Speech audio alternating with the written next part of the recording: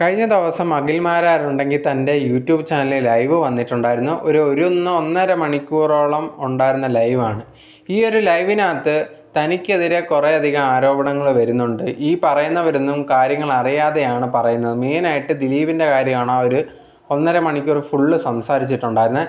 നിങ്ങളുണ്ടെങ്കിൽ വിധിയുടെ പകർപ്പെടുത്ത് വായിച്ച് നോക്കൂ, അപ്പം നിങ്ങൾക്ക് സത്യം മനസ്സിലാക്കാൻ പറ്റും. നിങ്ങളെ കൊണ്ട് മാധ്യമങ്ങളൊക്കെ നിങ്ങളെ പറ്റിക്കുകയാണ്. അതായത് നിങ്ങൾ അതിലൂടെ കേൾക്കുന്നത് മാത്രമേ അറിയുന്നുള്ളൂ. നിങ്ങൾക്ക് സത്യം അറിയണമെങ്കിൽ നിങ്ങൾ ആ ഒരു പകർപ്പെടുത്ത് വായിച്ച് നോക്കൂ, എങ്കിൽ നിങ്ങൾക്ക് സത്യം മനസ്സിലാവും. ദിലീപ് ഒരു പാവമാണ്, ഒരു തെറ്റും ചെയ്തിട്ടില്ല എന്നുള്ളൊരു കാര്യം. ദിലീപിനെയൊക്കെ മനഃപൂർവ്വം കൊടുക്കാൻ വേണ്ടി പലരും ശ്രമിച്ചതാണ്.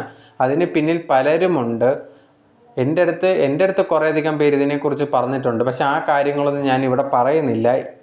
പ്യുവറായിട്ട് ആ ഒരു ഡോക്യുമെൻറ്റിൽ എന്തായിരുന്നു ഉള്ളത് അതിനെക്കുറിച്ചാണ് ഞാൻ സംസാരിക്കുന്നത്. ദിലീപ് ഒരു തെറ്റും ചെയ്തിട്ടില്ല. ദിലീപിനെ മനഃപൂർവ്വം കൊടുക്കാനാണ് ആൾക്കാർ ശ്രമിച്ചിട്ടുള്ളത്. പക്ഷേ അവസാനം ദിലീപ് അതിൽ നിന്ന് രക്ഷപ്പെടുകയും ചെയ്തിട്ടുണ്ട്. പക്ഷേ നിങ്ങൾ ജനങ്ങളുണ്ടെങ്കിൽ ഈ ഒരു മീഡിയ ഒക്കെ പറയുന്ന കേട്ട് അതേ കണക്ക് വിശ്വസിച്ചിട്ട് ദിലീപിനെതിരെ നിൽക്കുകയാണ്. നിങ്ങൾക്ക് കാര്യം അറിയാതെ, നിങ്ങൾ ചിന്തിക്കാതെയാണ് ഇതുപോലത്തുള്ള പ്രവൃത്തികൾ ചെയ്യുന്നത്.